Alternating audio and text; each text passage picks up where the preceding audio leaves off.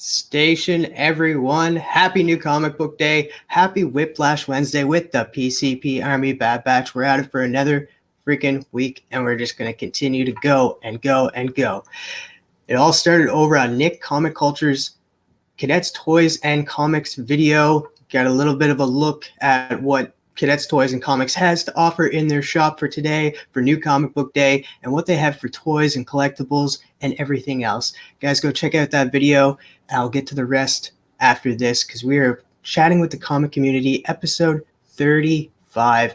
And I've had a lot of great guests on this channel, but pickings have been kind of a little low, so I've kind of had to go to the bottom of the barrel and pick out this guy. Nah, I'm just kidding. This guy's an inspiration. I love what he's done with his daughters and taken his love for comics and literature and brought it onto them and is starting a new whole generation without even knowing it onto comics and that. So I stationed John's Comics with Kids. Let's bring him out.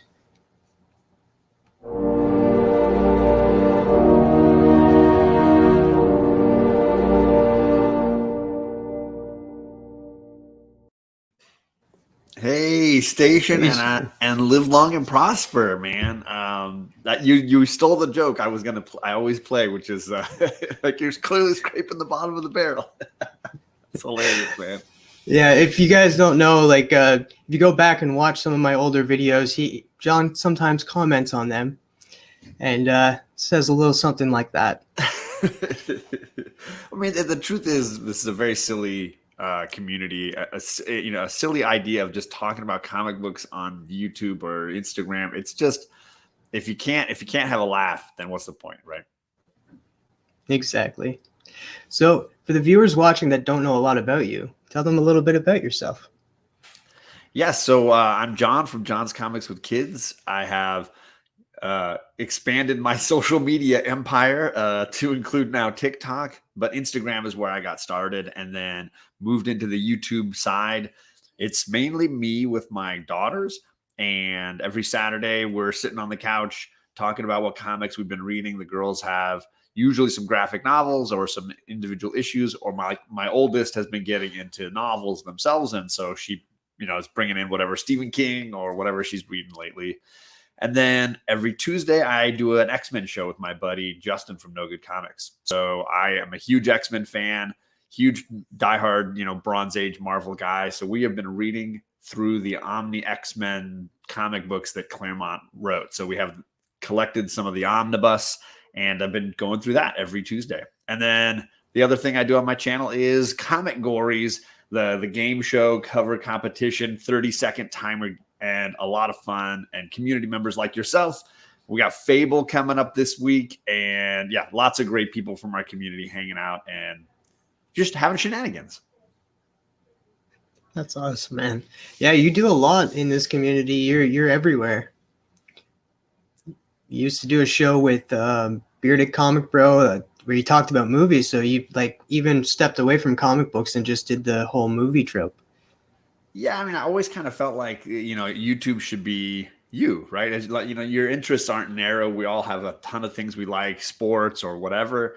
And for me, my first love was movies. I have a ton of DVDs and Blu-rays. It's my other collection, I guess. And I just felt like my channel should definitely include some of that joy as well. And meeting people like Greg and Perry, who I know is big into movies as well. And I've done a few different movie review shows. Even Fire Guy Ryan, I had one with him. It's just hard to keep up that grind. That pace is really difficult. And so generally my channel fluctuates between feast and famine when I have time and when I don't. Because it's, this is not a paying gig right now. It's just the shenanigans. Well, let's get right into it. You've been a long time collector. I've talked to you before and I asked you, you said you've never stopped, you continued going. So it's always great to hear that in some people and see their journey, because most people I talk to, it's oh, I've been in it for a couple of years and that, or I've been in it earlier, then I took a break and that. So it's always cool. Bobby Delgado is another one. He's been in it and never stopped. So I'd like to hear how collecting from back then to collecting now has changed throughout the years for you.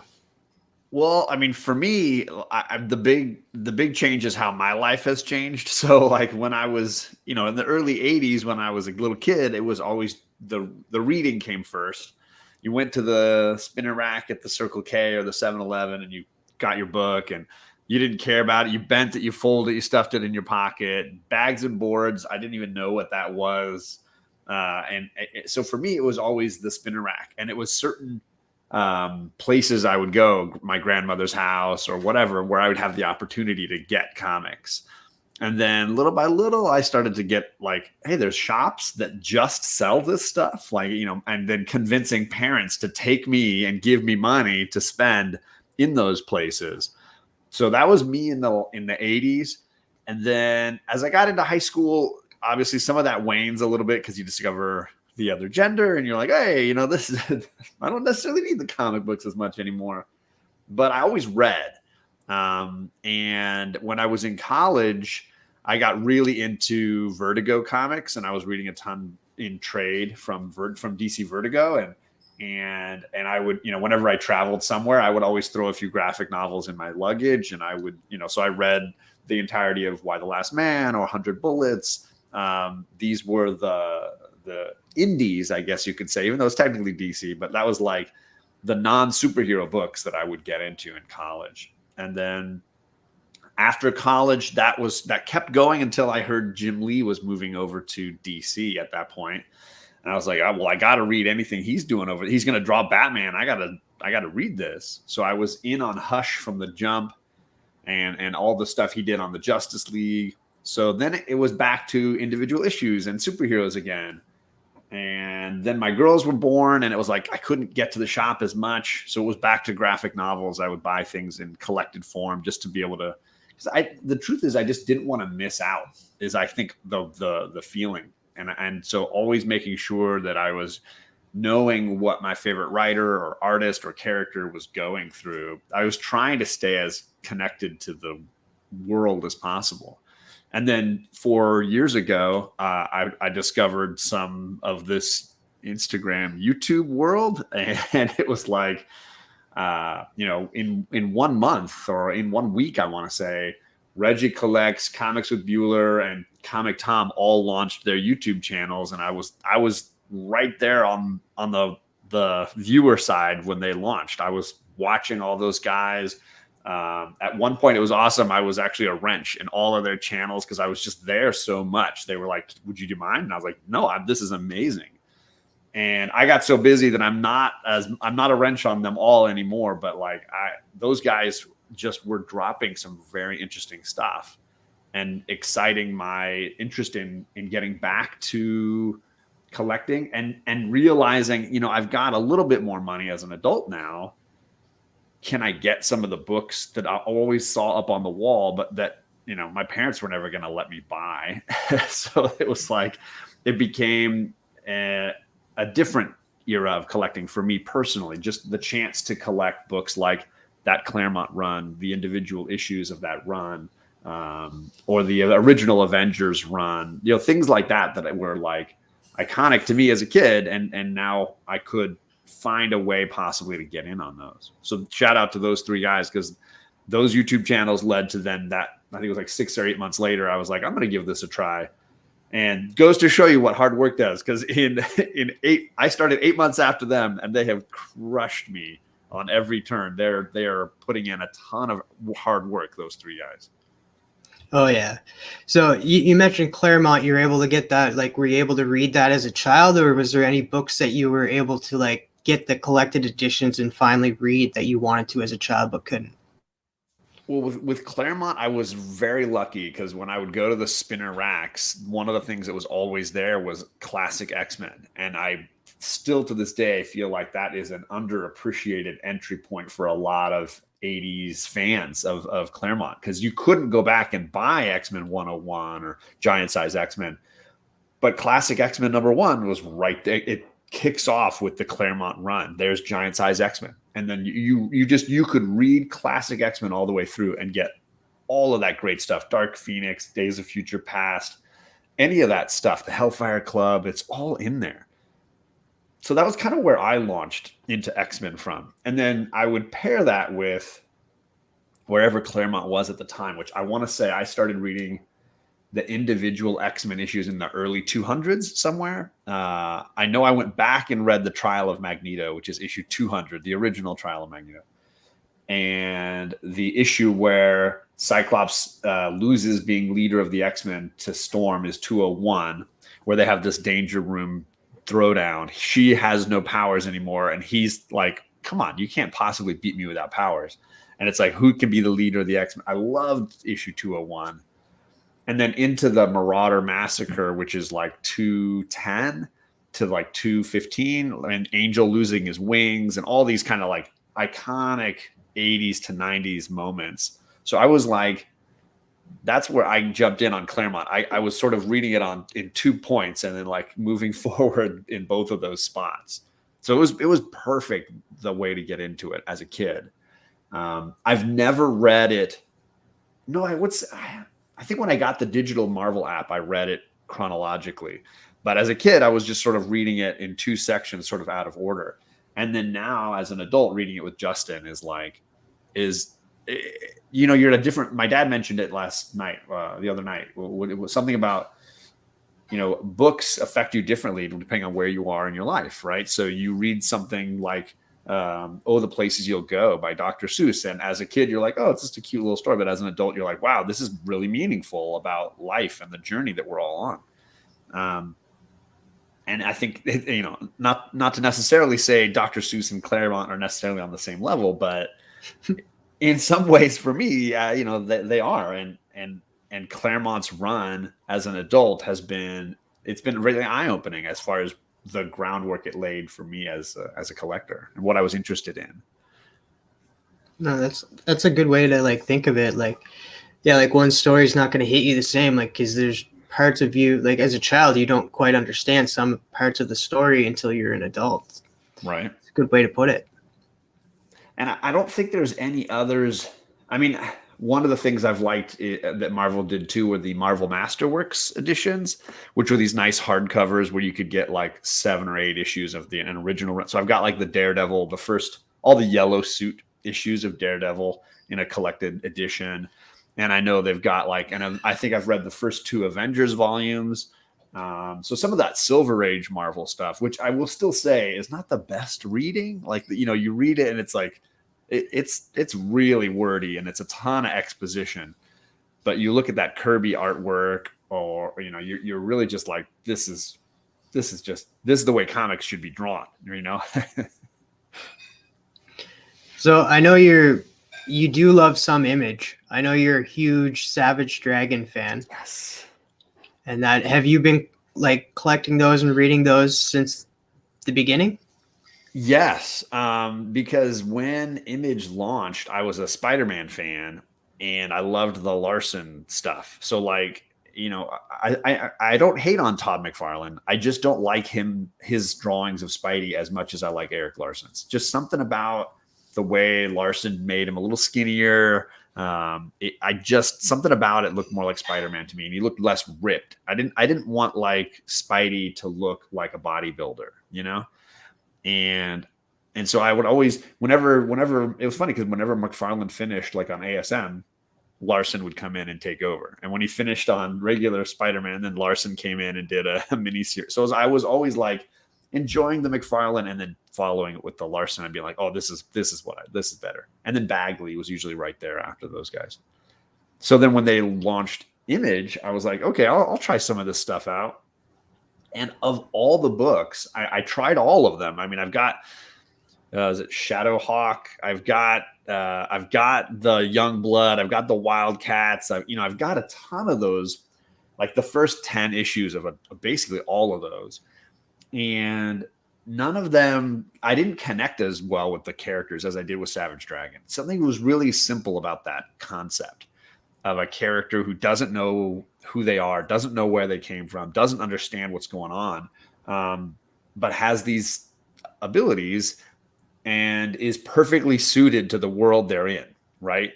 This is a city that's corrupt, under chaos and under siege of these superpowered villains. what they need is an invulnerable cop. And he's basically like RoboCop. He just rolls in there. The only thing he destroys besides, a building or two is his uni. Like his police officer's uniform gets destroyed each week. And then the next week he's got to get a new one, perfectly tailored every time. Yeah. I enjoyed that stuff. And I loved the villains. I loved the way that they were very psychological. There was, they had their kingpin kind of villain. But something about that character really connected with me. And I struggled to connect with Wildcats or with Youngblood. I just couldn't, those characters didn't hook me the same way. Spawn was pretty cool, but I just didn't, for whatever reason, something about Savage Dragon just hooked me.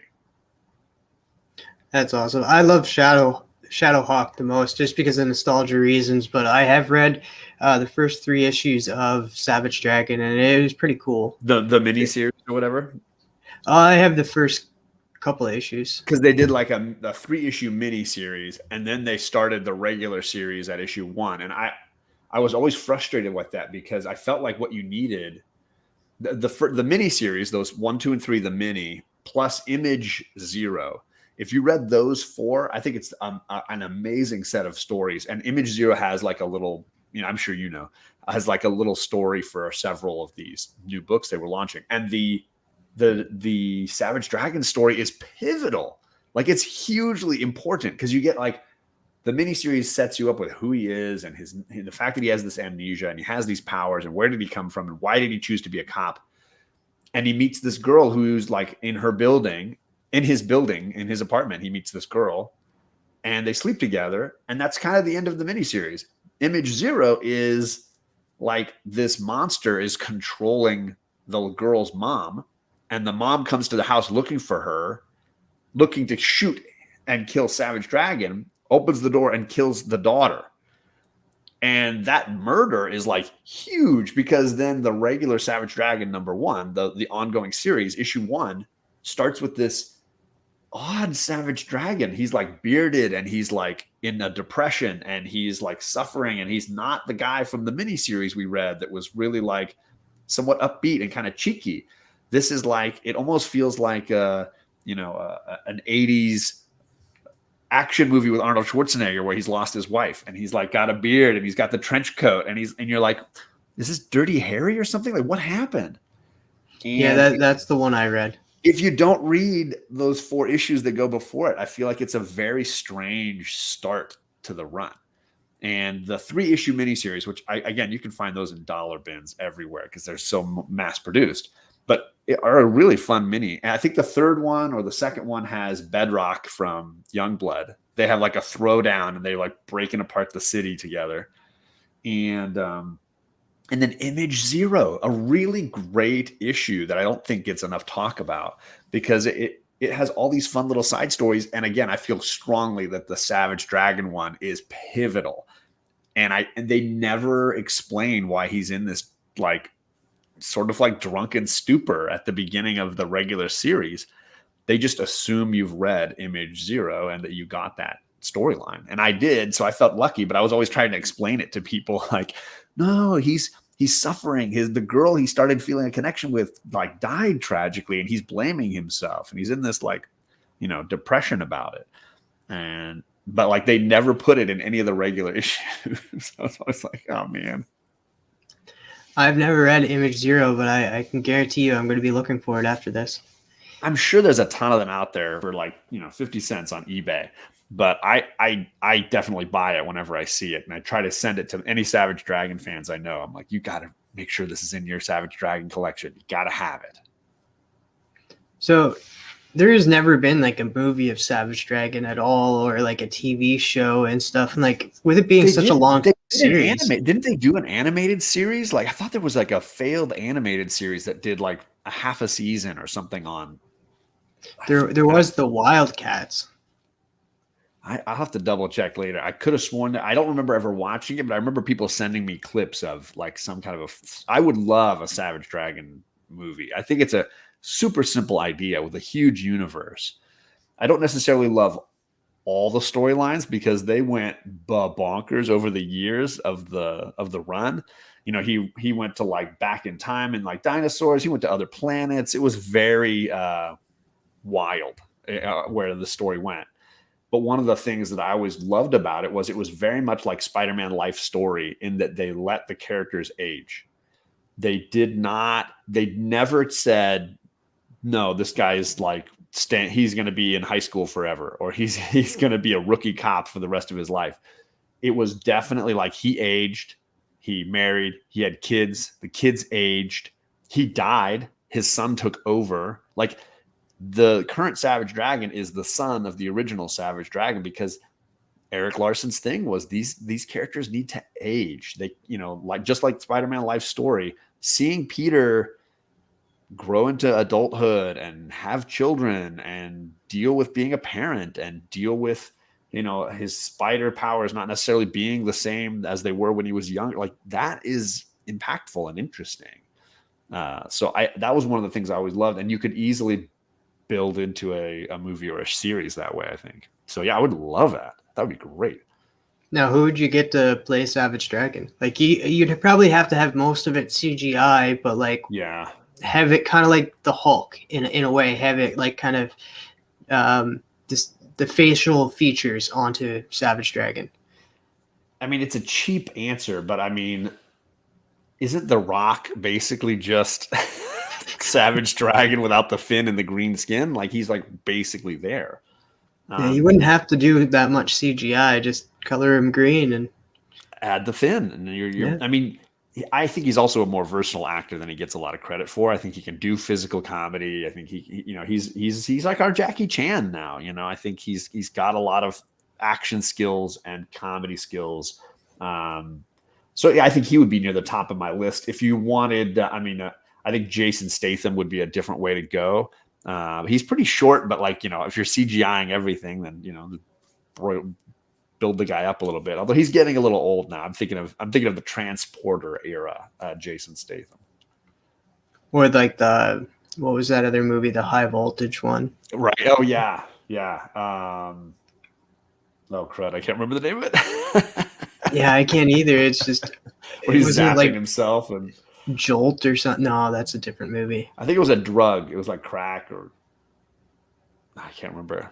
That was hilarious. But yeah, that's another one.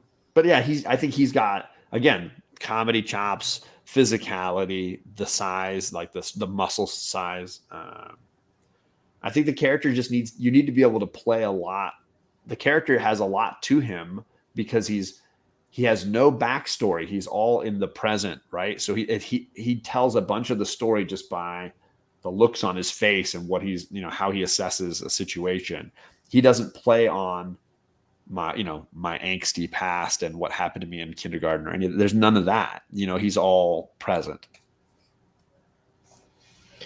So moving on from that, since we're on like movies and that, let's talk about a movie that you're trying to convert people to watch, start talking about a little bit more. I know we're big on Star Wars around here, but let's talk about Star Trek. Oh, man. Yeah, I'm a Trekkie, and I mean, I don't hate on Star Wars. I think you can love both, and it's like the Elvis versus the Beatles kind of discussion that Quentin Tarantino often has in his movies.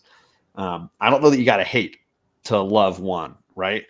And I think for me, it's always come down to a sense that Trek was about things I cared a lot about, which are science and hope. Like I felt like it was Gene Roddenberry saying, like, science can save us, like this, and this is what I believe, and that we can solve our hunger problems, we can solve our environment problems, and we can solve our space problems, meaning like how much area do we have for the growing human population. I think we could, his was a very hopeful view of the future. Versus wars, obviously, with war in the title, is about fighting and battle, and that way is more about tragedy versus optimism in some ways. And I've always loved the character of Spock.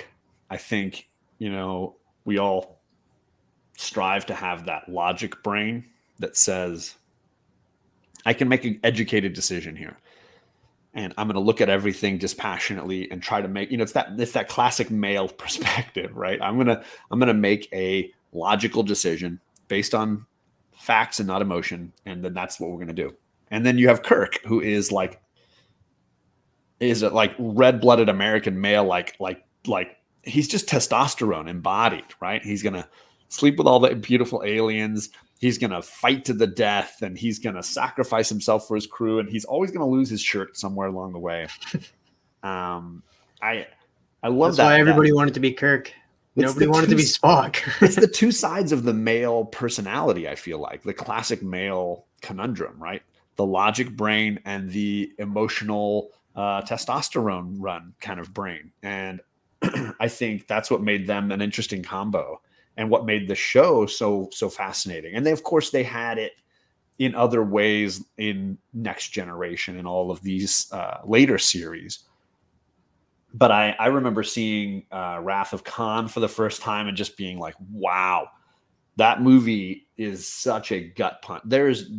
I don't feel like any of the Star Wars movies have the same gut punch that Wrath of Khan has. Now, there are also some horrible Star Trek movies that we don't want to mention, we don't want to talk about, but it's hard to disregard the emotional ending of Wrath of Khan, which comes out of nowhere. You legitimately can't believe what you're seeing happening, and it's actually happening. It was a brazen, bold move.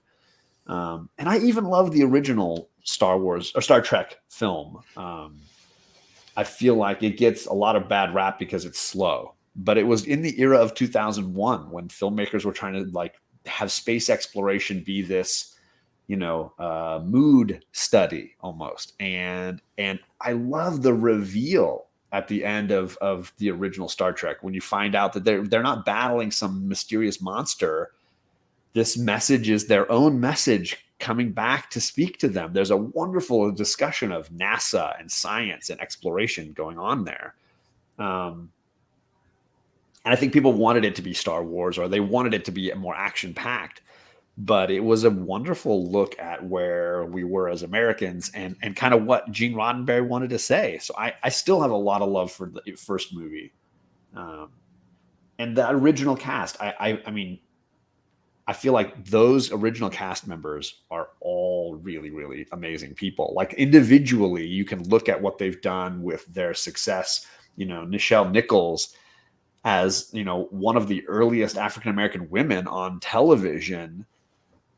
She has used that platform to really, address a lot of inequalities in the world. And, when she kisses Kirk, I mean, that's a big television moment right there. Absolutely amazing. And then you look at George Takei and being an Asian American man, and he's the pilot of the ship, man. He is right there at the con all the time.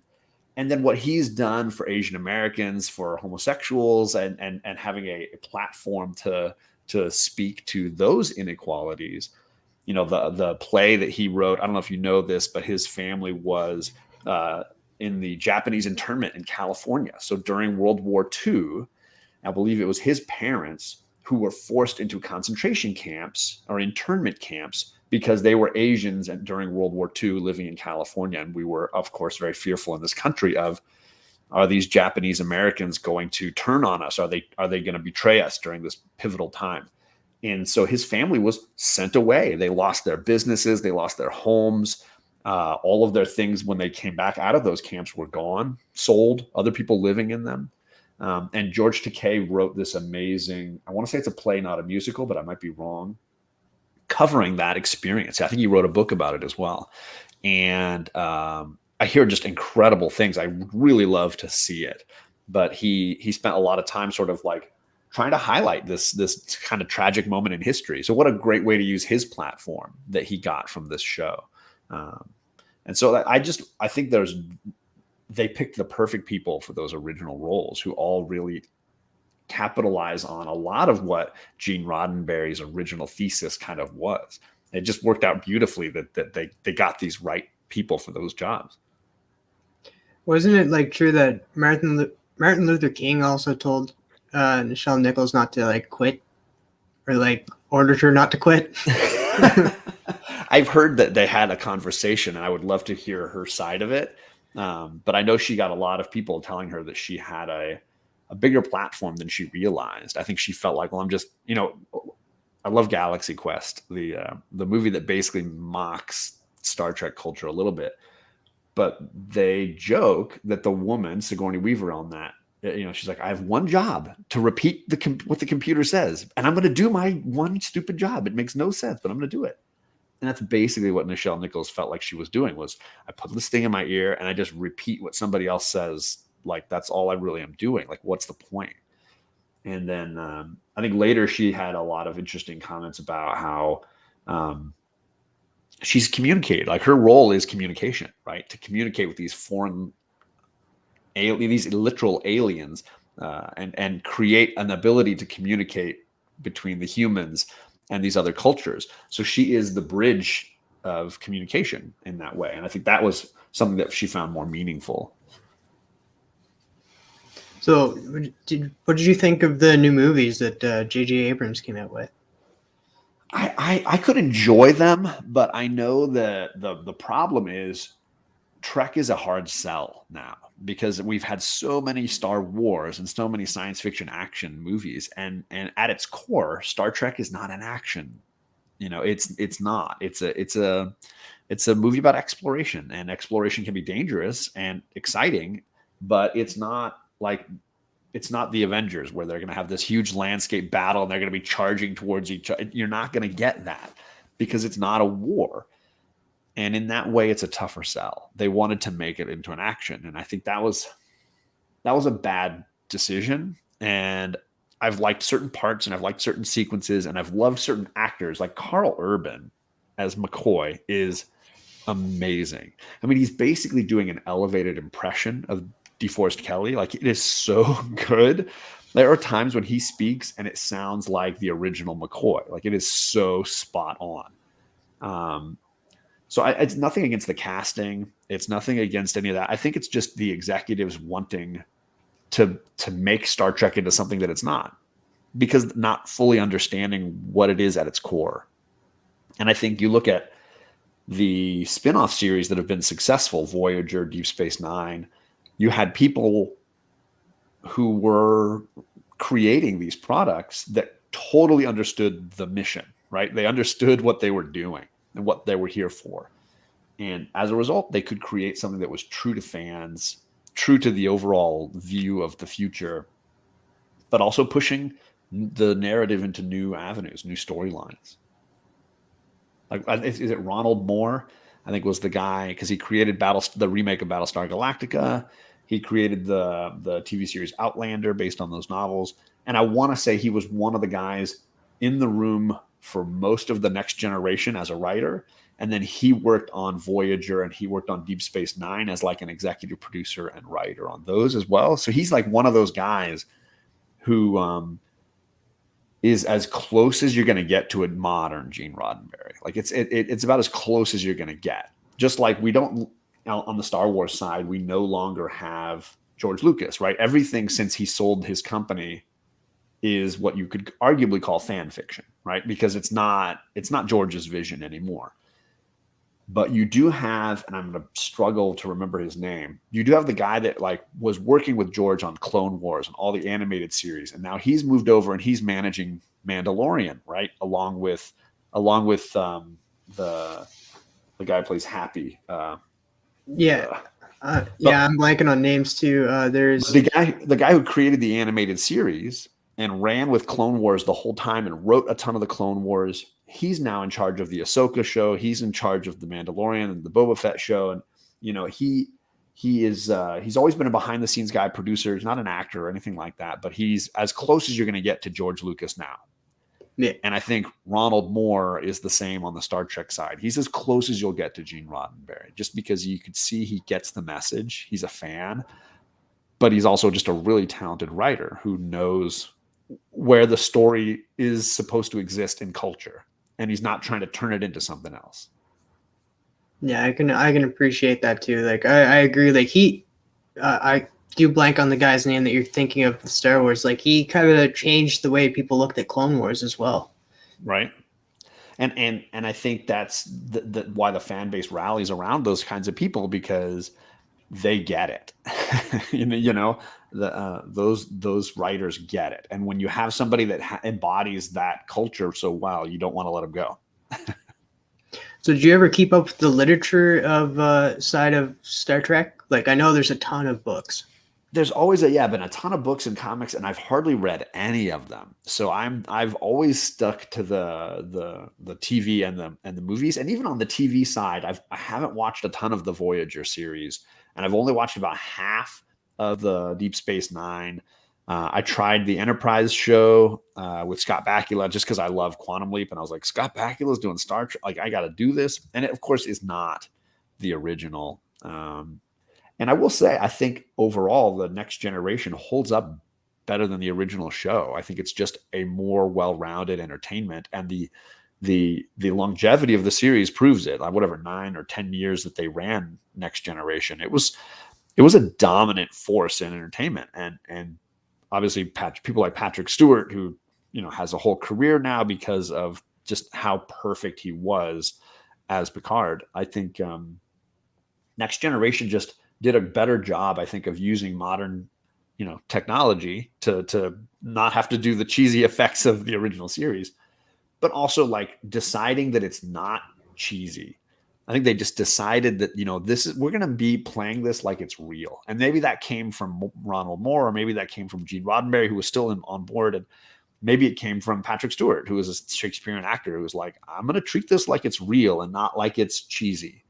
And I think they gave life to this side of it being feeling authentic, Right on. So, like you mentioned Battlestar Galactica, and I hear, like, I've been told by numerous people to watch it. Watch the second part, not the first part. The second is better. I'm interested to hear your thoughts on like any other sci-fi shows that you've enjoyed throughout the years. Well, I would say even before Star Trek, I probably was watching Quantum Leap, and that was probably the show for me. And I'm sure the DVDs are stored up there on the shelf somewhere, but it was I always loved the characters of Sam and Al. So for those that don't know Quantum Leap, it was a show about a scientist from the future who had created a way to travel in time, but didn't fully understand it and decided to test it on himself. And as a result, got stuck skipping around in time like a record, right? And he traveled within his own lifetime solely, so he couldn't really go back to like the dawn of time or anything like this. And his body wouldn't travel, his soul would travel, and it would land in different people in different places during his lifetime. And then that person's soul would land in his body in the future, in the little time travel room where his body was. And the series was always him landing in a new place in time and having to figure out where he is, and then figure out what he's got to do so that he can move on to the next person, the next task or whatever. And his only real communication was his friend Al, who was a former soldier. I think he was in the Navy.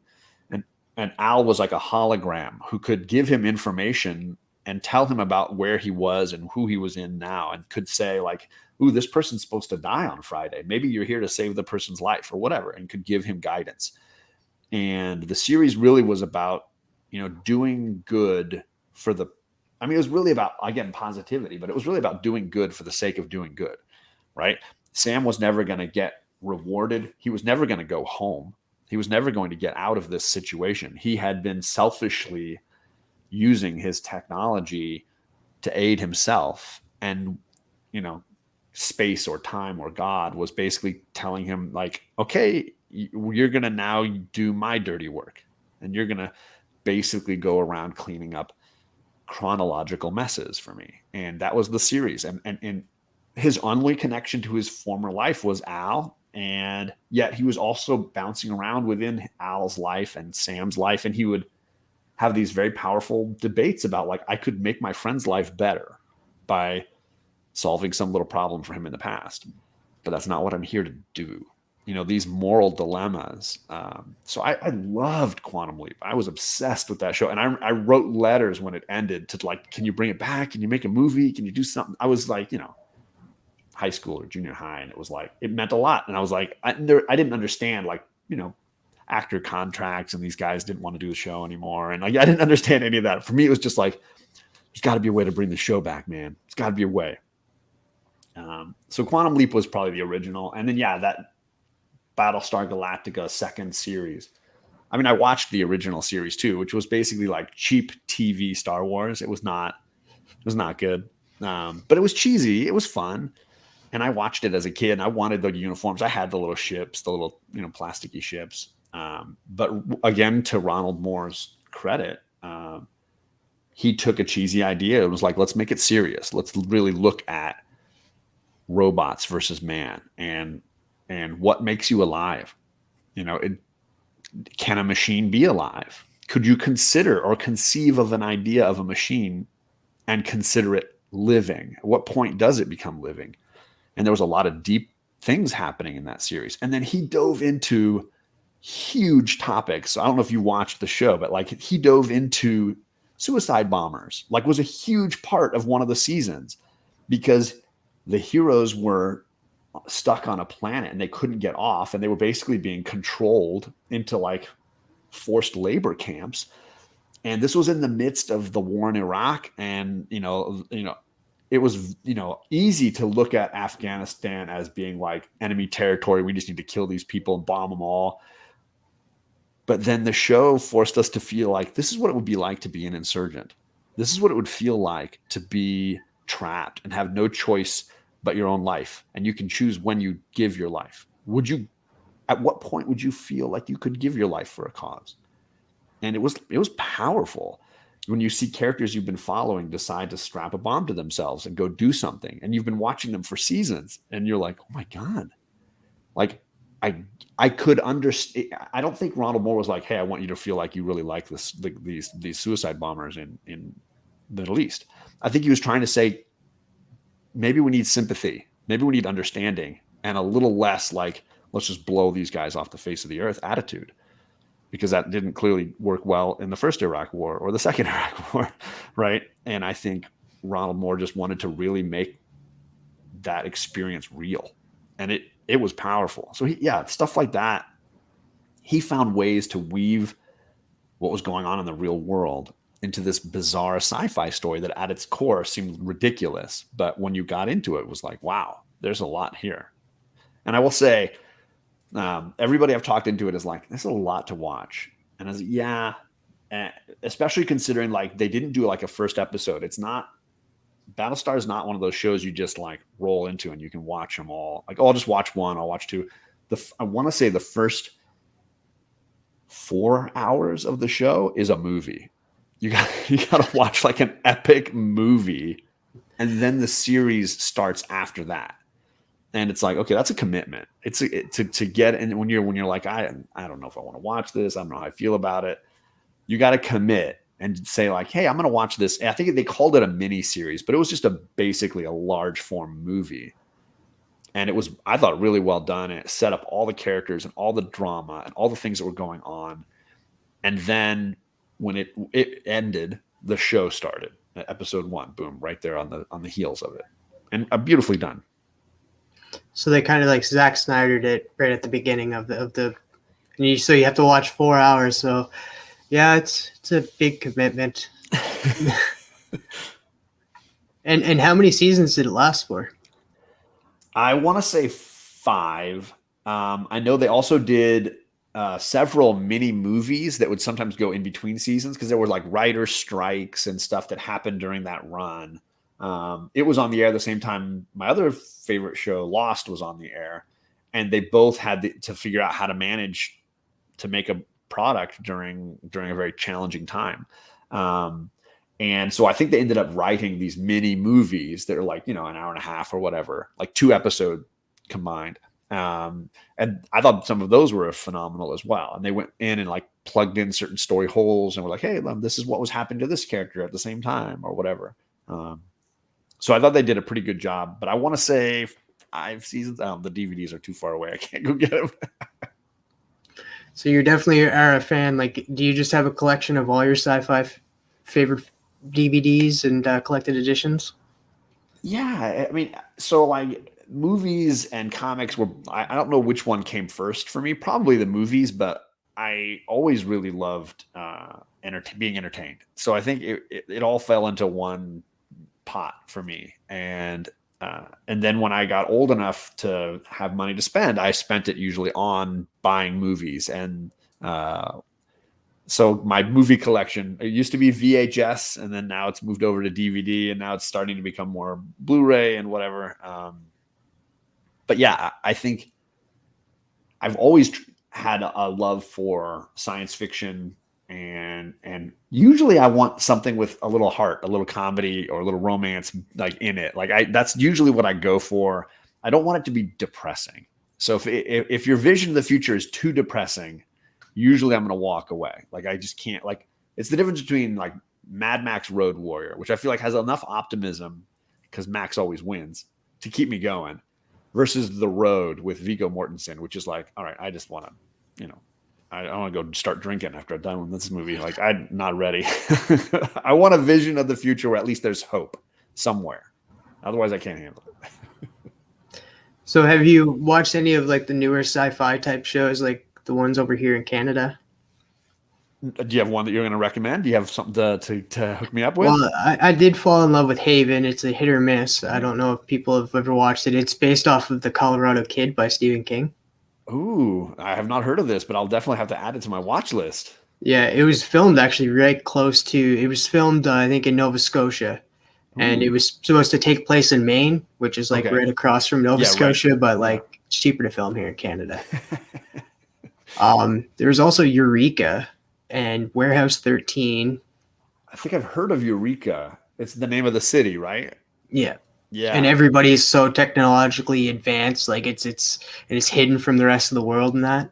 And it's like a little girl who's like the lead in that or something. I'm thinking of it. But yeah, well, it's the dad comes to the city and he's like he becomes the new sheriff of the town, and everybody around him is like a genius except for him, but he has to solve these like crimes and stuff. And he has like a daughter, right? Yeah, and she's actually really smart as well and gets into the school there. Okay, so I think I might have seen one or two episodes of that one. Yeah, they do cross over with like Warehouse 13, and it's a warehouse that has like all of these unique things like throughout history, and they actually have type of powers, and like they keep them in storage there. Okay. And like you get I forget that character's name, but like H.G. Wells ends up making an appearance, and she's a female.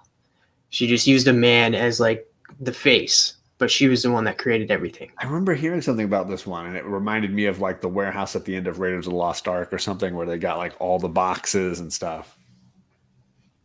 Yeah, I was huge into like the sci-fi parts of like those types of stories were interesting to me. And like they crossed over. Eureka and Warehouse 13 crossed over sometimes. That's fun too, when your favorite series have like fun interconnections and stuff. That's the best. I have yet to try Doctor Who, which everybody tells me is phenomenal. And I think I've always been scared of it because it's like, it's so enormous. Like from the 70s all the way to today, there is so many series to really get into. And most people are like, yeah, but don't worry about it. You jump in the Christopher Eccleston like reboot era in the early 2000s, you'll be fine. But it just seems daunting because it seems like so much to it, Yeah, what is it like? There's been like 13 doctors, or like 14 like unofficially. And some of them had like, 5 years of TV. It's amazing. Yeah, that's why people like have a hard time jumping on like Supernatural. That's like 15 seasons long. Sure. Could you just imagine jumping on a Doctor Who now? Right? That's basically where I am. Everybody's like, oh, how are you not watching Doctor Who? It's like perfect for you. And I'm always like, it's a lot. Like it's like a really big Thanksgiving meal and you've already eaten and you're like, I just don't know if I can get any of this into me right now. And what happens is you get a couple episodes in and you just love it, and then it just consumes your life, and like you're in a room for days. That's exactly what it is. That's exactly what it is. Yeah, there's just so much. It's the same with comics, but like I think they go comics and like literature and movies and TV all go hand in hand. We just love good stories. and that's what Perfectly keeps said. it going and stuff.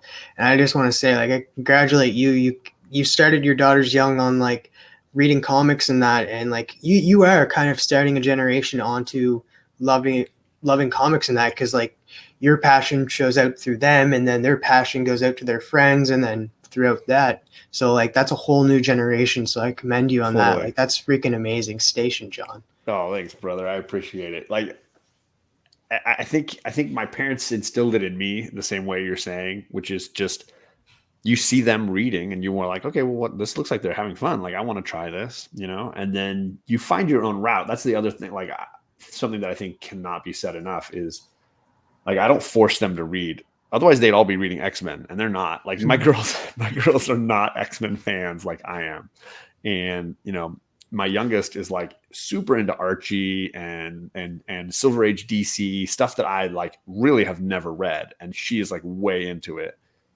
So I think just like certainly they're going to pick up whatever's around, but I don't restrict a lot of what they go after, So when they come to me and they say, "Can I try this graphic novel?" I'm like, "Well, how much does it cost?" And then, okay, sure, let's give it a try. Like, I think because once it, a teacher that I work with pointed out, like, for kids, it's the two eyes. It's interest level and then I'm going to totally mess it up. It's interest and then independent reading level. So like if it's too hard to read or if it's boring, they're not going to like it. You want to find something that's at their ability level, right? Is it at their independent reading level, and are they interested in it? And if you can hit both of those bullseyes, they won't stop reading. If I keep forcing, X-Men on them, they're gonna get frustrated and they're not gonna want to read it, and then it's a chore. But if they're interested in whatever it is, Archie comics or whatever, then and it's at their level where they can manage it and still understand stuff. I mean, Charlie still comes to me and is like, "What's a jalopy?" What's like? Well, some of that stuff I got to explain what those terms are. But if you can hit those two bullseyes, I think kids will keep reading. So have they passed that on to their friends? Of like, have you seen like them like kind of pass the word on like of getting comics and that? And are they buying Totally. comics now too? In fact, I've run into several of Charlie's friends at my shop because we're in the same area where they've been going to the same shop, and then more than that, even like their cousins. So like my brothers both live close by, and they've each got 2 kids, and sleepovers happen all the time. And it's been fun watching their cousins get interested. So I've got one cousin who's like super into like Jim Starlin Cosmic era comics. And so I buy him, anything Thanos, Silver Surfer, any of that stuff. Warlock, Adam Warlock, he is like all into that stuff. And I don't know any kid who's a 13-year-old who's like going out and that's what he's buying with his money. But this kid is. And then my older brother's kids are super Spider-Man fans. So like anything, I got them that Spider-Man and Venom Double Trouble book when they were little, because they were like, it was totally age appropriate stuff for Spider-Man. So yeah, those good feelings, those good interests spread. And when they come and crash at our house, they know we're going to watch an MCU movie. They know we're going to have a bunch of comics by their, sleeping bag when they're crashing at night. It's just part of the crashing at Uncle John's house. That's amazing, man. I just want to say we're coming up to the hour. I just want to say thank you so much for joining me today. It's been a real pleasure chatting with you and getting inside the head of John. It's a scary place to be, but I appreciate you giving me the time. Absolutely, man. And thank you for doing, I think it's so awesome that we have platforms like this, or Justin, when he does his chatting with the community too. Like, I think these things are hugely important because there's so many channels that I'm always finding because of these kind of conversations. And it's the best part of collecting now as an adult has been all the cool people I've been able to meet. So that's the best. And you get to inside their head just a little bit more, and that figure out like stuff that nobody realized that they knew or Right. loved and stuff. So it's always great to hear that side of them, Totally. instead of just always comics. Because yeah, you definitely can become very niche, right? But Whiplash Wednesday is continuing. Nick Comic Culture dropping his second video of the day because he's always overcompensating for something. This is his haul video of why he picked them up. and what he picked up. So go check that out. Then Big Herm Collectibles is also doing a comic haul video as well. Of course, we lost a good friend of ours, Sam from Sam's Tangled Web. We want to get him to 1K still. And Fargate, Bruce, and Big Herm put together a giveaway for his 1K. So let's get Sam's Tangled Web to 1K. Link is down below. Then Comics Kings and Missing Link chop it up about Crisis on Infinite Rants. What are they ranting about this week? Tune in and find out. Then ending the night in fashion is my boy Manny. That's tomorrow's cinema. Is it what are you reading? What are you geeking? What are you watching? Or is it what are you making episode tonight? Who knows? Tune in and find out. And guys, I just want to say, hit that like button if you like what you see. Subscribe if you're new to the channel. And make sure to hit that notification bell. And check the links down below because we got John's Comics with Kids Instagram link and his YouTube link down below, as well as Sam Tangled Web's link as well. And everybody from the PCP Army Bad Batch and friends of the show. So I want to say thank you again for joining me. John, is there any books that you're reading that don't get enough love, you think, and that you want to spread the love to? I am a huge fan. I mean, indies, I'm a big fan of indies, and we were talking a bunch of sci-fi, so I've always got a good one right next to me. This is Not All Robots by Mark Russell, which has been great. And I want to say the 5th issue is coming in December, and that's the finale. So I'm sure a trade won't be far off, but nobody is specking on it, so don't worry about it. I think your shop, if they collect indies, will probably have the first 4 issues, and it's been fantastic. So that is definitely probably my indie sci-fi book right now. Is there any others or just that one?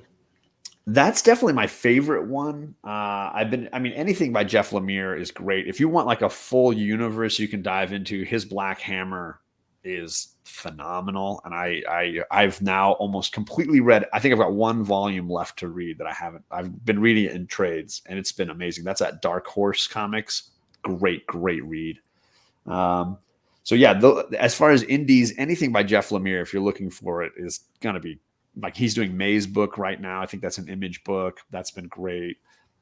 He's just lights out every time. So are you super pumped for his what is it, Swamp? I forget the name of it. It's Swamp Thing in Hell. Maybe I think Jeff Lemire's doing that, isn't he?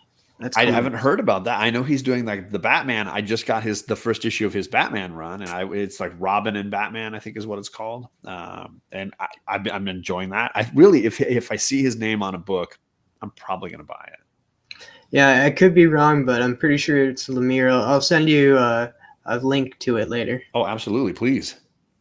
So guys, like I said, this is John's Comics with Kids. Go check him out. Every Saturday you do a show with your daughters. It's always a fun. I try to make it. Sometimes I'm not able to. I check it out on the replay, but sometimes that happens. That's what's great about these shows. You can just watch them at your own convenience. Totally. So I want to say thank you so much for joining me. Station everyone out there who's watching. And as always, stay nerdy, my friends.